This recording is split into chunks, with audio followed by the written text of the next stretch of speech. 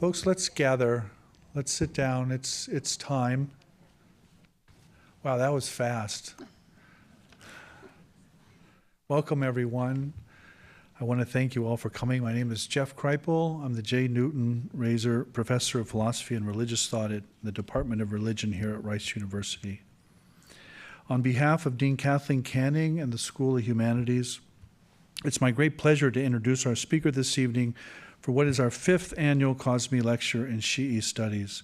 This is a lecture series that is made possible by a generous gift from the children of Syed, Safdar, and Samina Kazimi.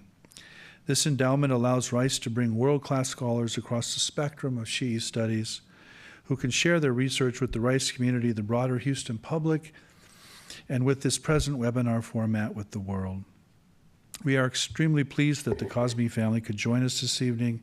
I would especially like to acknowledge Samina Kazimi and her siblings, whose father, I understand, has recently passed. Please accept our most heartfelt condolences. It is my great honor now to introduce you to Professor Stephennie Mulder, the Associate Professor of Islamic Art and Architecture at the University of Texas at Austin. She will speak this evening out of her recent book entitled The Shrines of the Alids in Medieval Syria, Sunnis, Shi'is, and the Architecture of Coexistence. Her talk is entitled The Architecture of Coexistence, What Medieval Syrian Shrines Can Tell Us About Modern Sectarianism. I will moderate a Q&A session with Professor Mulder after her talk, both in-house and online. If you are in the auditorium, please raise your hand and we'll bring a mic to you. It's important you speak in the mic so our online audience can hear you. If you are on screen, please use the button marked Q&A in the bottom right corner of your screen, which I will then see. I apologize beforehand for not being able to get to everyone's questions. Now, please help me welcome Professor Stephennie Mulder.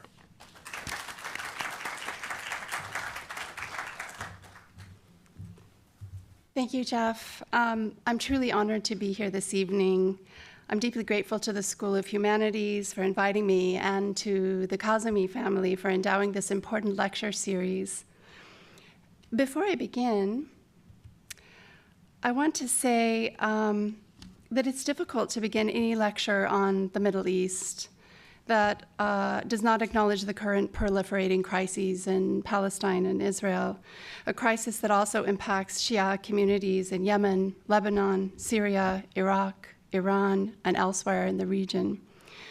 While I have recently written about that conflict directly, my hope is that this evening, by moving back in time to a conflict that began over 10 years ago and then even further back into the medieval era, we can gain a deeper sense of the history of intracommunal conflict in the region, and that we might begin to see that knowledge of the past can sometimes offer a way toward a different future. After all, we study the past not for the people of the past, but for ourselves, to tell us who we are in the present and who we might be in the future. It's with this admittedly optimistic hope that I begin this lecture.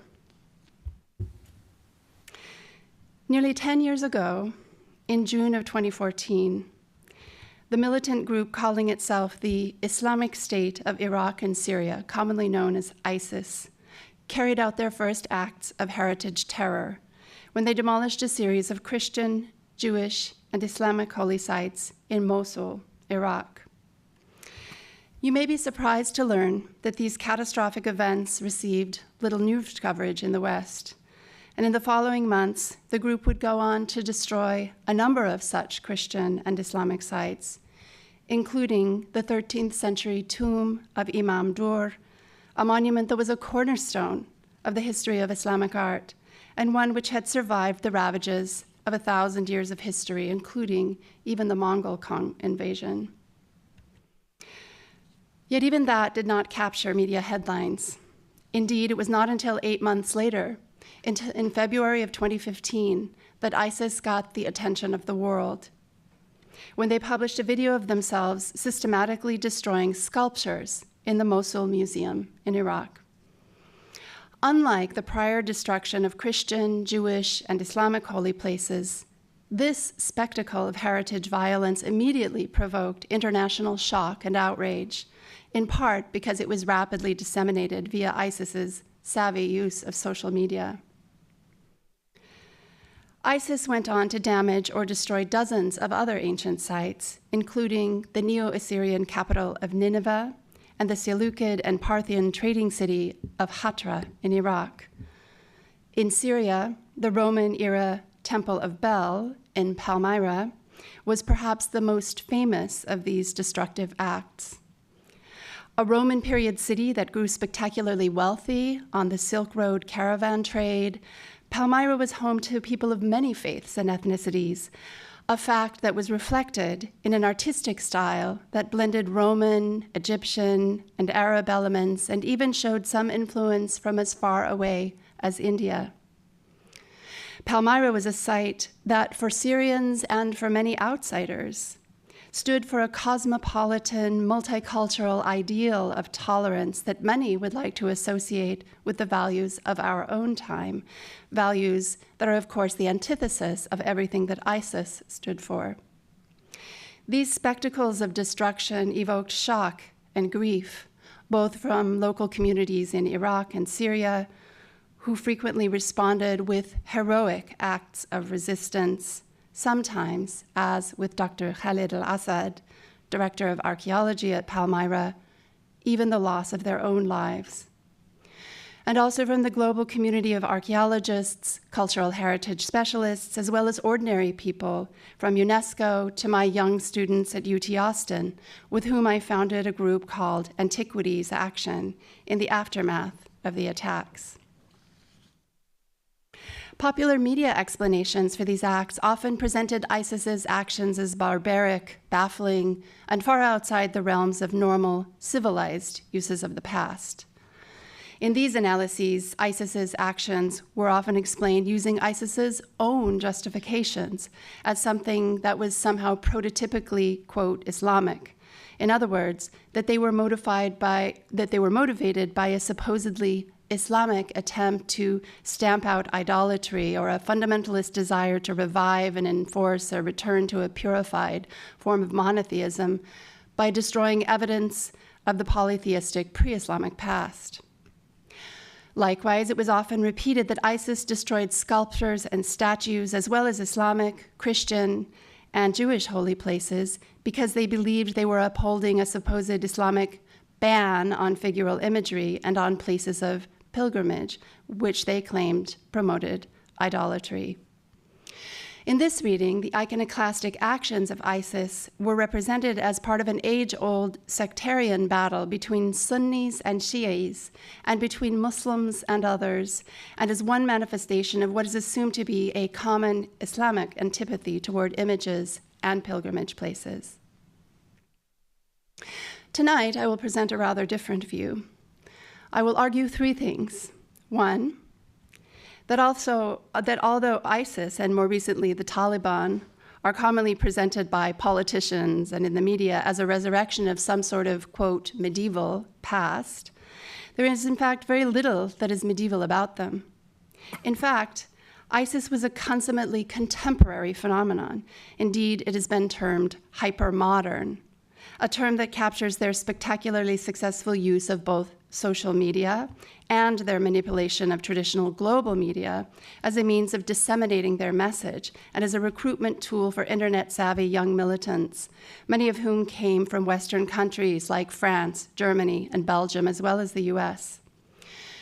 These young people often understood little about Islam, but longed to be part of a cause for a life of adventure and excitement in a faraway land. Thus, it is quite anachronistic to refer to ISIS as medieval.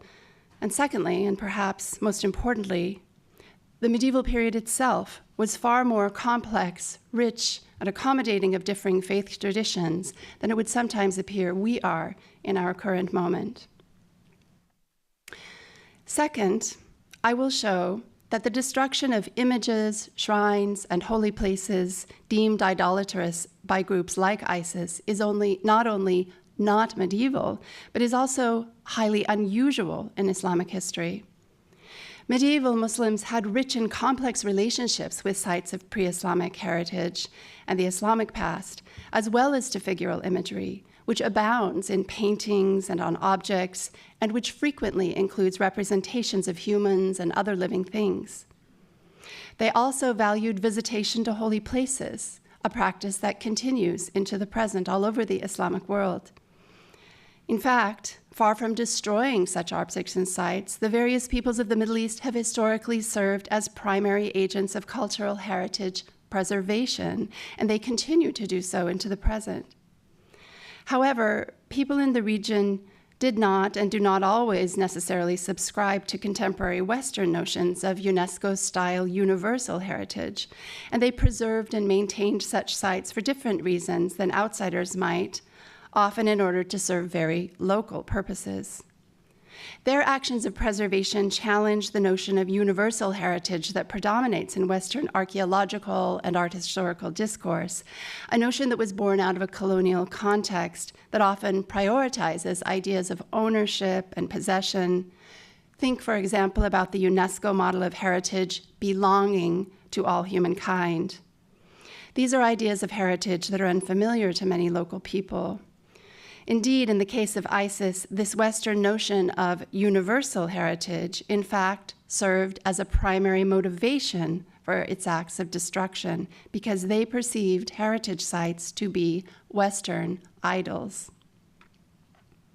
Third, and this is important, despite the near saturation coverage of ISIS that they received in the international media even just a few years ago, I am in fact not going to talk about them much at all again in this presentation, because despite what you may have heard, the group was in fact a minor actor in the destruction of cultural heritage in Syria and Iraq, just as they are in fact a minor actor in the overall human toll of death and displacement in Syria. Indeed, in both cases, human and heritage losses, the primary agent of destruction was not ISIS, but the Syrian government, who caused far more damage and killed far more civilians. And it's worth remembering that Western nations, too, have played a significant role in creating the destabilization that has led to both the loss of lives and cultural heritage in the region, a long and ongoing loss that has rapidly accelerated in the decades following the 2003 US invasion of Iraq. So if militant groups are not the main actor in cultural heritage destruction, and their actions cannot be said to be representative of Islam, and they are not resurrecting some medieval patterns of belief and behavior, how are we to interpret and understand the role of such places, such groups, over the last decade in places like Afghanistan, Syria, and Iraq? This evening, I'd like to take you on a rather colorful walk through the real history of the medieval Islamic world. It's a world I sometimes joke can be called the secret history of the medieval Middle East because its outlines are, unfortunately, so unfamiliar to many of us. In fact, it's a world in which, contrary to what you may have heard, most people, most of the time, found a way to get along. We are certainly living in a pivotal moment in the history of the Middle East, and we can start to unravel our current narrative by looking at another pivotal moment in the history of the region, the 11th and 12th centuries, the era of the Crusades in Syria, although the Crusaders themselves will be just bit players in our tale. Our story begins at the end of the 12th century on a hill overlooking the city of Aleppo in northern Syria.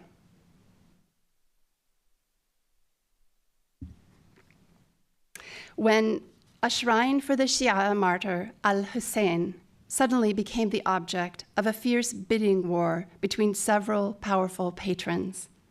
The shrine, or mashhad in Arabic, commemorated a place where the head of the Prophet Muhammad's grandson al-Hussein, severed during the famous Battle of Karbala in AD 680, was believed to have rested on its legendary journey from Karbala to Damascus. The story of this shrine begins in the year 1177, when a shepherd sat on a high hill overlooking the medieval city. His name was Abdallah, and he was from a poor neighborhood of immigrants. Abdullah had just returned from the noon prayer at the mosque, and from his perch in the warm sun atop the mountain, he could see his sheep and hear their tinkling bells as they cropped the green shrubs and the yellowing grass that grew down the hillside. On the horizon, inside the stout medieval walls newly rebuilt by the son of the great Salahuddin, or Saladin, the Sunni Muslim general who would shortly go on to recapture Jerusalem and evict the Crusaders from the Holy Land. The towering mass of the ancient, fortified Aleppo citadel shouldered its way toward the sky. Below the citadel, the vast, labyrinthine souk, or market, sprawled for miles in colorful, chaotic splendor under shady, vaulted stone passageways, testimony to Aleppo's long history as a vibrant and cosmopolitan trading center, a key terminus of the Silk Route that linked China to the ports of the Mediterranean. In the heat of the afternoon, Abdullah began to doze off. As he slipped into a dream, he had a strange vision. Nearby, a man emerged from a cleft in the rock and ordered in a commanding voice, "Tell the people of Aleppo to build a shrine here and call it the Mashhad, or the Shrine of Al-Hussein, the grandson of the Prophet." Abdullah awoke and, awestruck at the miraculous vision, dropped his shepherd's staff and ran to the souk, where he began recounting the miracle and exhorting the city's inhabitants to come build a shrine. Excited crowds quickly gathered, and inspired by the vision of the humble shepherd and in an outpouring of devotion, the ordinary people of Aleppo began to build a shrine on the hillside, using their own funds. Within days, groups of volunteers were organized, work days were assigned, and soon the merchants of Aleppo had arranged a surcharge on their goods to provide funding for the project. They prepared themselves for communal labor and hired an architect who piously declared that he would, quote, "build this shrine even if the people of Aleppo wanted it made from gold." But although the shrine was begun by the people, the project quickly gained some more illustrious patrons. First, a local sheikh contributed a large sum of money. Immediately thereafter, another wealthy citizen of Aleppo donated funds. Not to be outdone by his subjects, the mayor of Aleppo jumped into the project. He tore down the portal that was under construction and raised it even higher. 4 years later, the chivalrous Sunni Muslim general Saladin himself visited the shrine and left a donation of 10,000 dirhams. Finally, a few years later, in 1196, Saladin's son, the Ayyubid ruler of Aleppo, al-Malik al-Zahir, built the portal even higher and emblazoned his name over the entrance. It's a remarkable story, appearing just as I've told you in the medieval Arabic sources. Yet the idea that a shrine could be the object of this kind of competitive patronage was not unusual in the medieval period.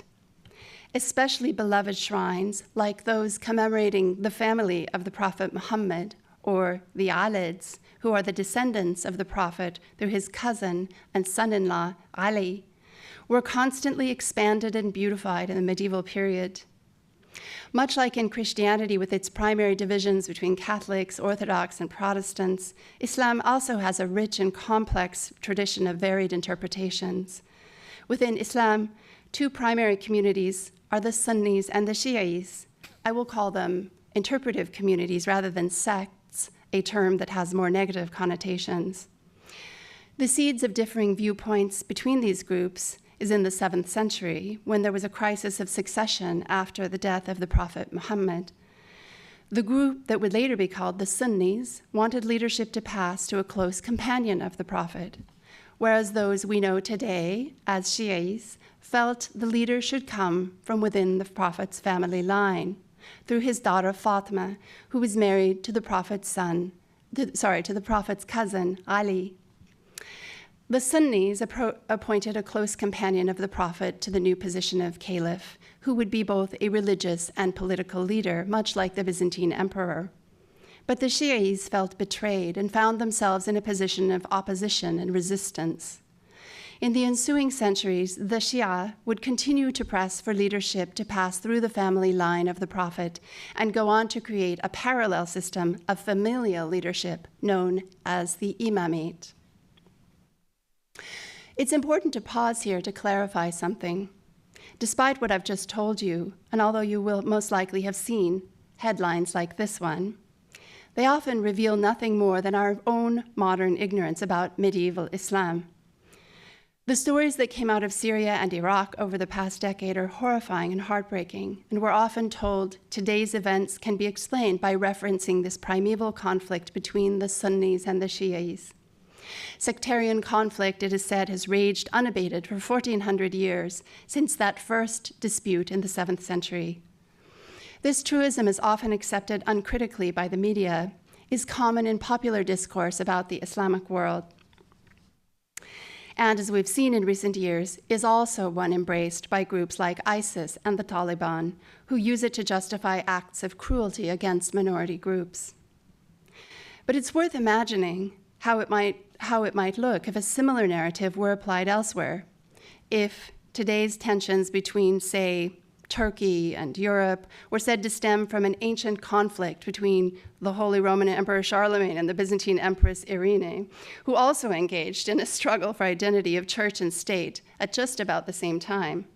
We'd most likely all find that ridiculous.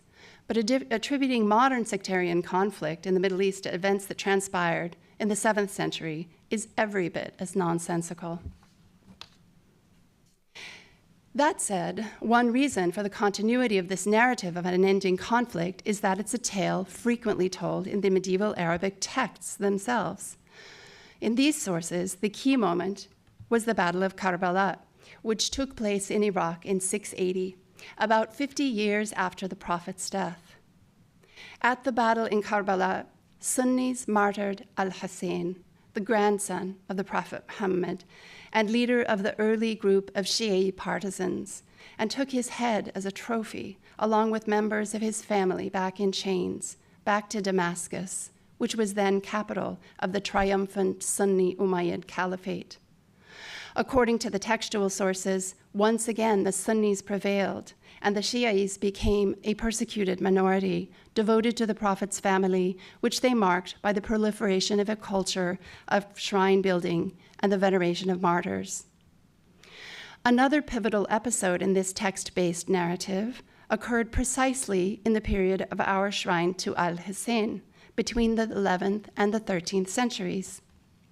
The Arabic sources call this the era of Sunni revival, for it saw the downfall of one of the only successful Shi'i caliphates and the final entrenchment of Sunnism as the predominant interpretive community in most regions of the Islamic world.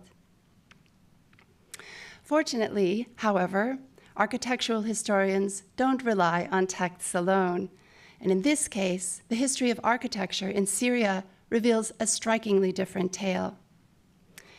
Textual sources are brilliant tools, but they have limitations, for they usually only convey a version of history as recorded by elites, whereas material culture and architecture can often reveal the histories of more ordinary events and people, if you know how to read them.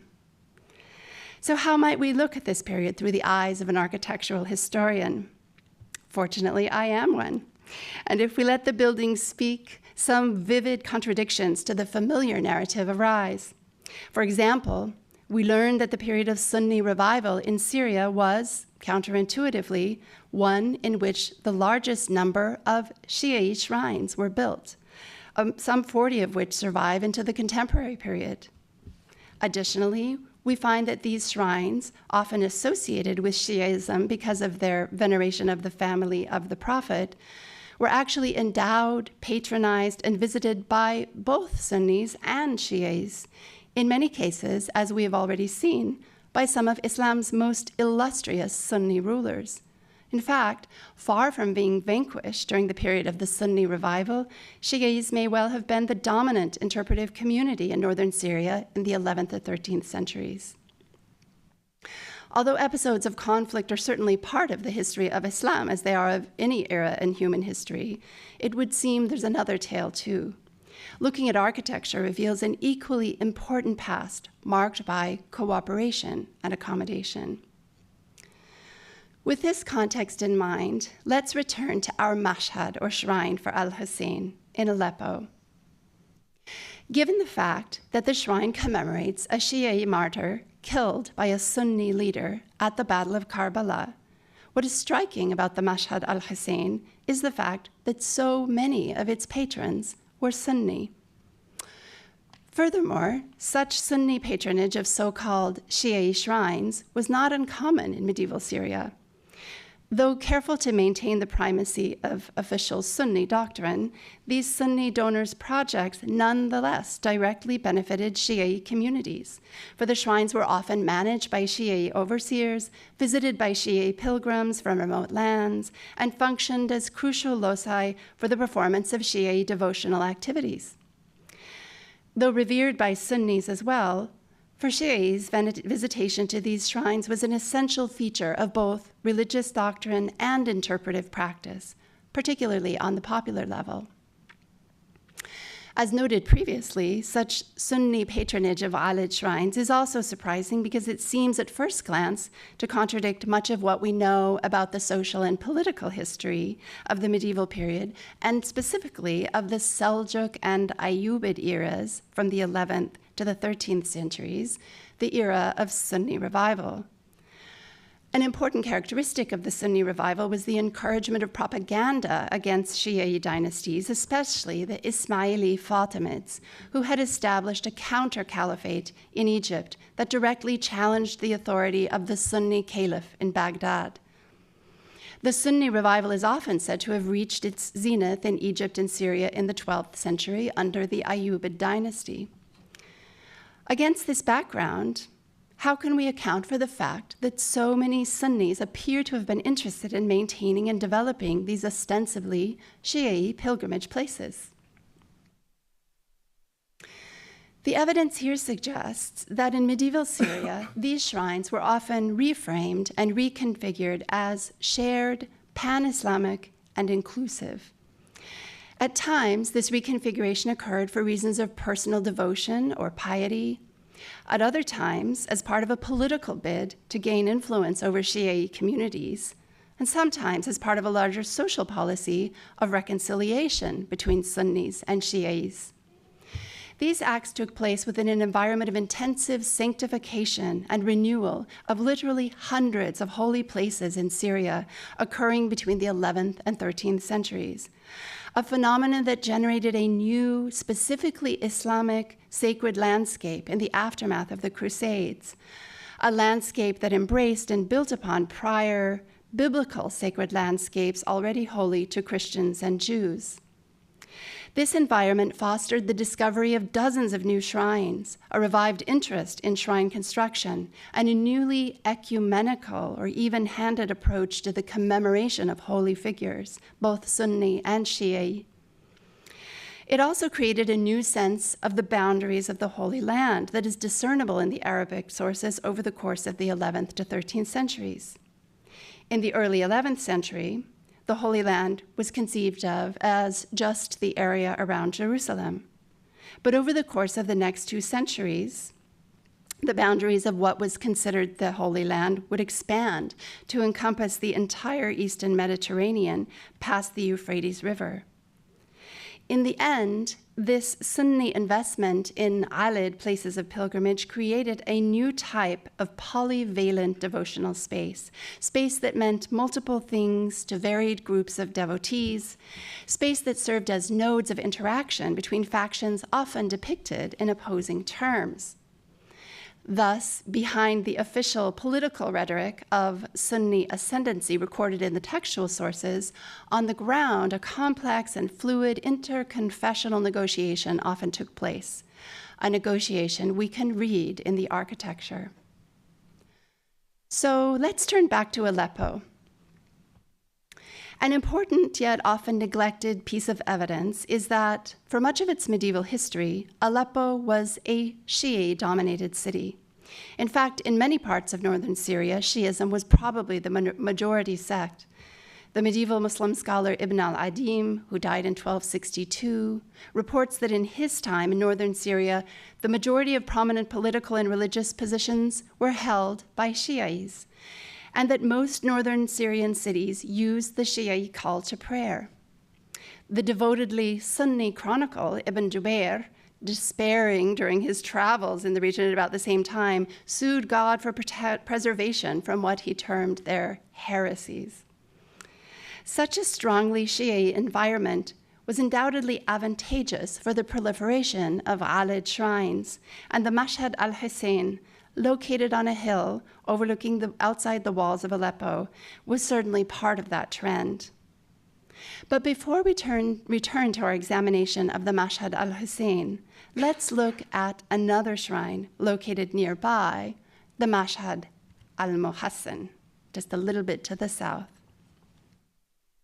The Mashhad al-Muhassin also has a complicated past. It was founded in the 10th century by Safdar, the ruler of a Shi'i dynasty that controlled Aleppo at the time.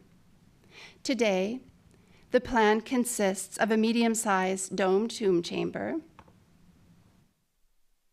This pointer is a little bit wild. Okay, that's the tomb chamber up there.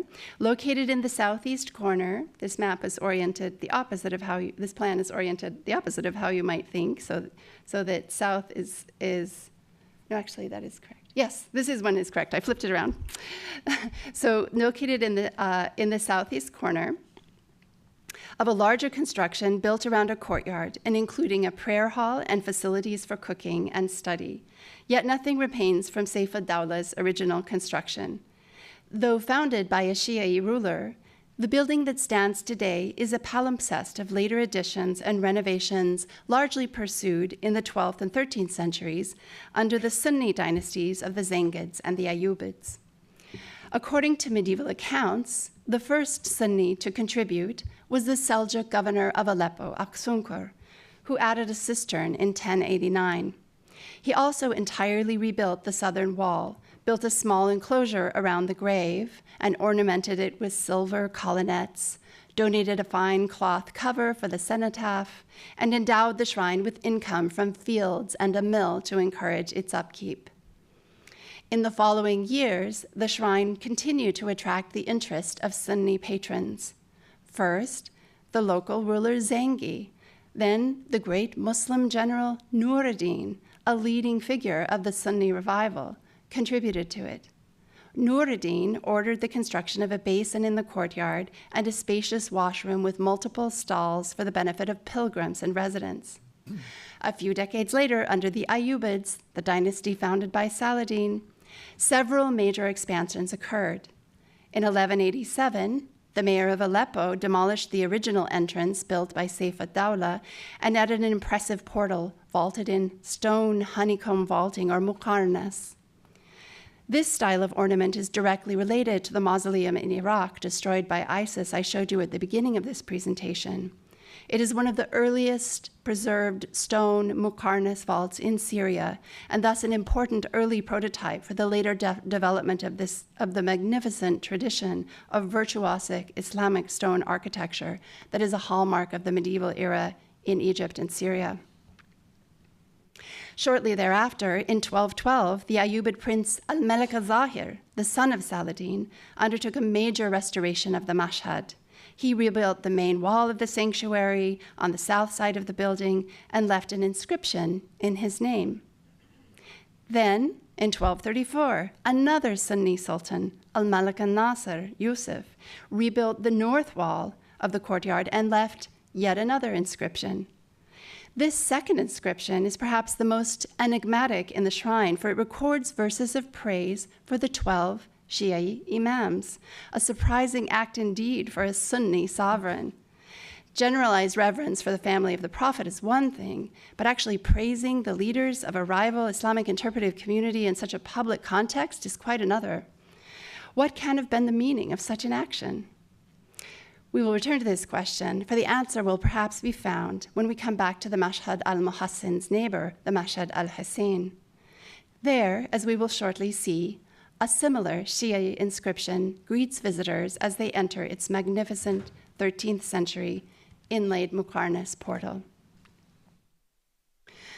The Mashhad al-Hussein is, in one scholar's words, the most important medieval Shi'i structure in all of Syria and the largest, most complex, and most enigmatic religious monument in 12th century Aleppo.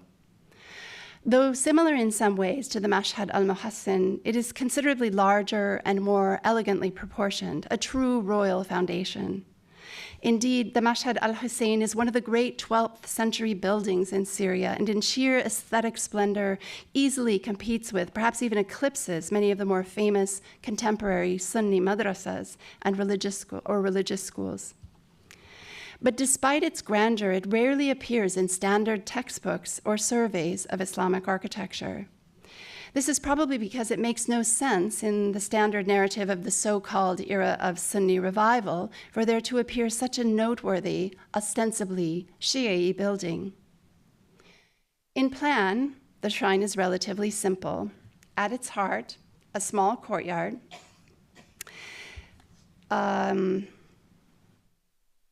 is surrounded by many rooms, with a prayer hall on the south side and a complex sequence of vaulted areas on the north. The courtyard is accessed via a tall portal on the east. The portal, elaborately carved and inlaid with multicolored stone interlace and a faceted muqarnas hood, is the most prominent feature of a large walled enclosure that stretches eastward from the main shrine area, clearly meant to accommodate many people. As mentioned previously, the story of the Mashhad al-Hussein begins in 1178 under the rule of Nur ad-Din, when the dream of a poor shepherd instigated a flurry of building activity by the Shi'is of Aleppo, eventually leading to the intervention of numerous Sunni patrons. Its most prominent patron belonged to the dynasty of Saladin, the Ayyubids. It was Saladin's son al-Zahir who constructed the present Muqarnas portal, completing it in 1211. It is a magnificent entrance, in fact, a veritable masterpiece of Ayyubid architecture.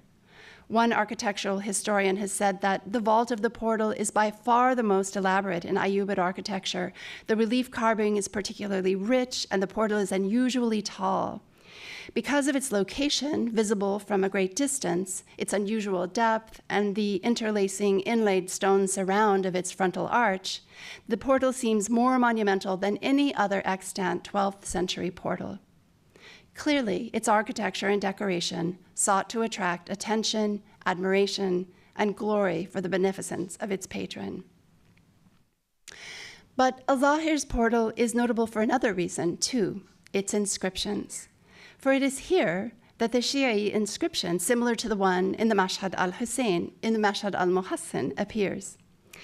The inscription runs around the lateral faces of the portal bay, and it reads, Bismillah, O God, give your blessing to Muhammad the Prophet, Ali the successor, al-Wasi, al-Hassan the trustworthy, the poisoned, al-Hussein the martyr, the oppressed, Ali Zain al-Abidin, Muhammad al-Baqir, the standard of religion, Ja'far al-Sadiq, the commander, Musa al-Qazim, the loyal, Ali the pure, the contented, Muhammad the reverent, the pious, Ali al-Hadi the pure, al-Hassan al-Askari, and the master of time, the authority al-Mahdi, and pardon whoever has worked for this shrine with his person, his opinion, and his wealth. As you can see, this overtly Shi'i text praises the 12 imams, but remarkably, it is located below another inscription that is strongly Sunni in character, its 3 lines carved inside individual cells of Muqarnas.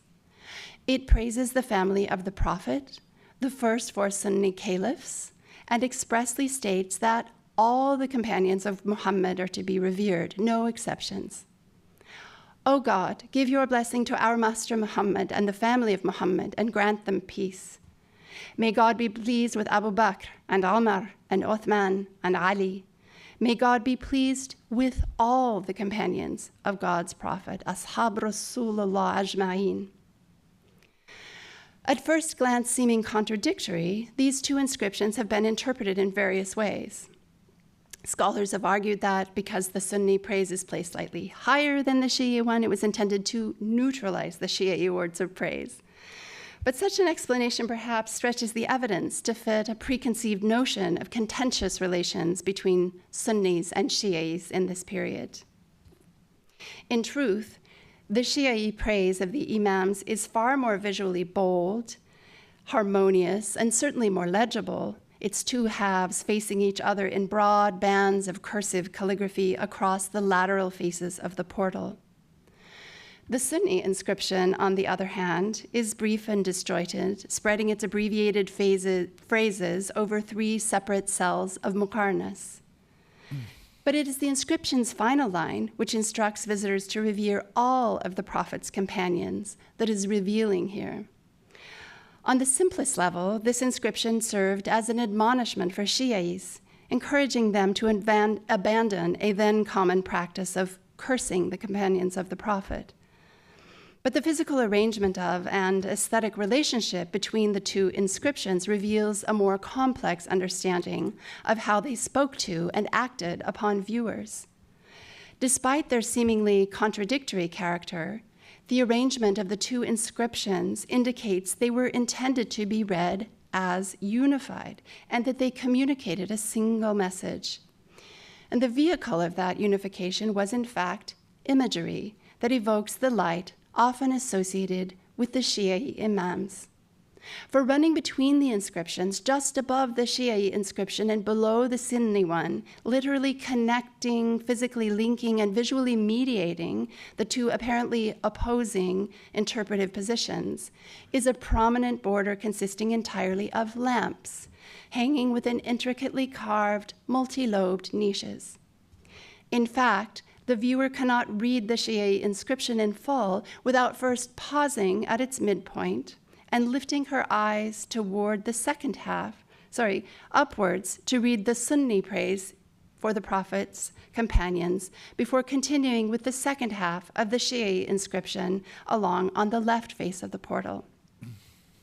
Thus, the border of lamps itself becomes the very thing that unites the two positions, and in doing so provides an image of divine light, visually activating a notion of intercommunal coexistence, or at least an admonishment for a pragmatic form of tolerance.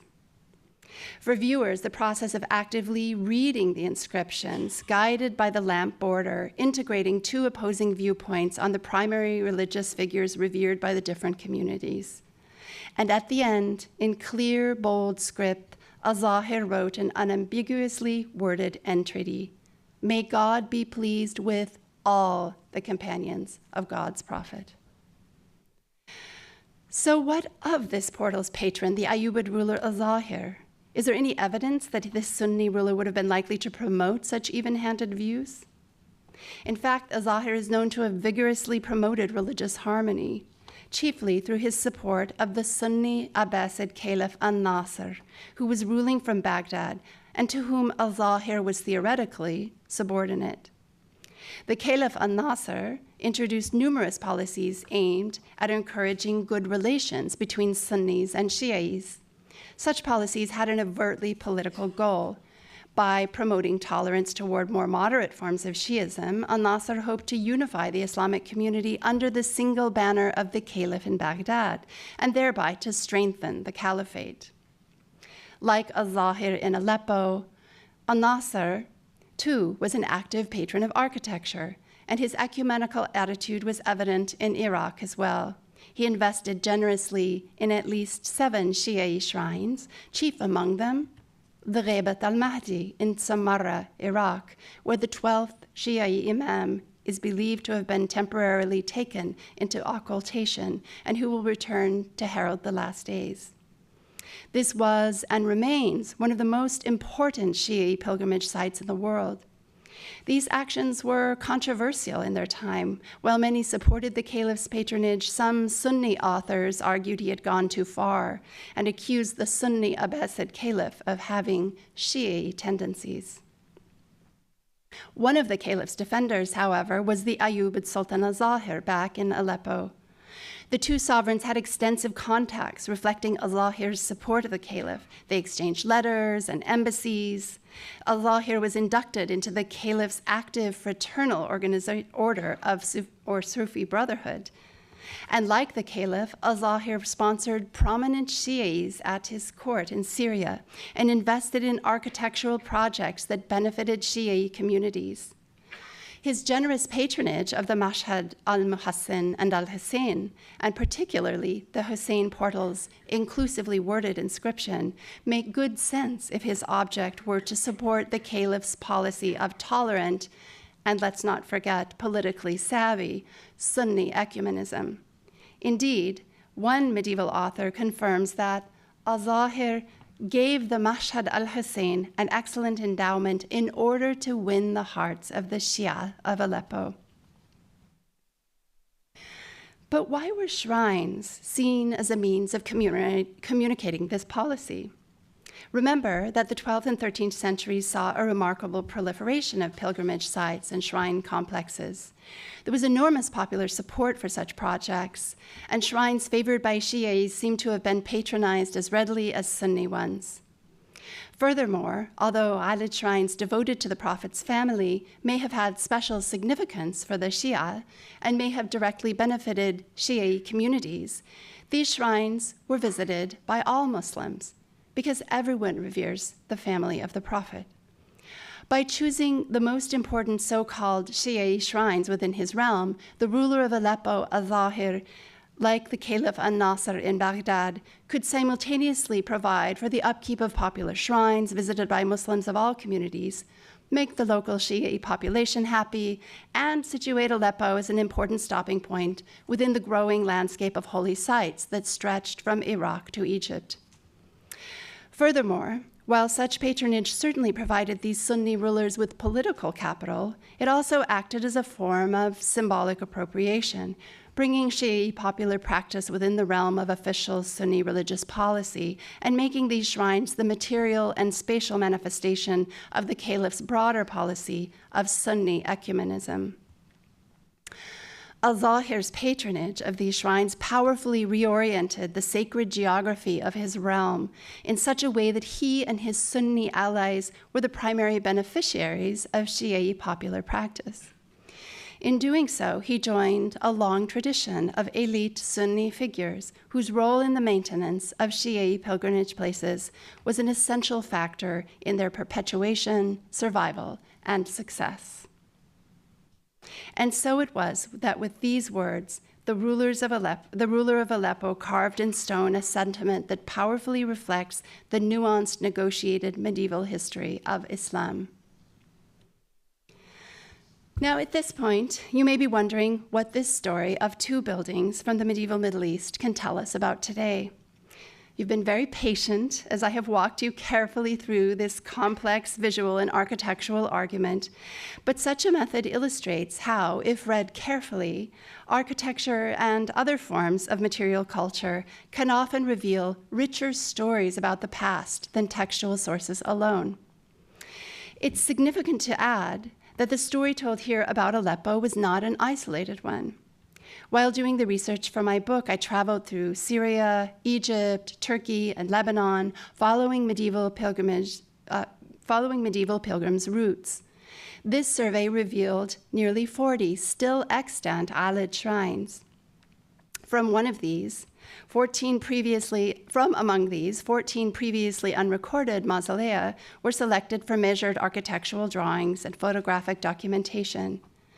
This fieldwork was supplemented by reconstruction of their founding and patronage histories from the Arabic sources and the epigraphic evidence, the inscriptions on the buildings.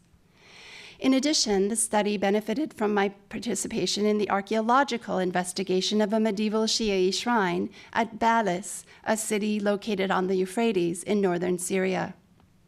I also gathered evidence from over a dozen shrines located in the cemetery of Bab as-Saghir outside of Damascus that span the era from the late medieval period to the early 20th century, when Syria was under Ottoman rule. Such a long perspective and interdisciplinary methodology is a powerful tool in accessing these shrines' unique architectural and sectarian histories.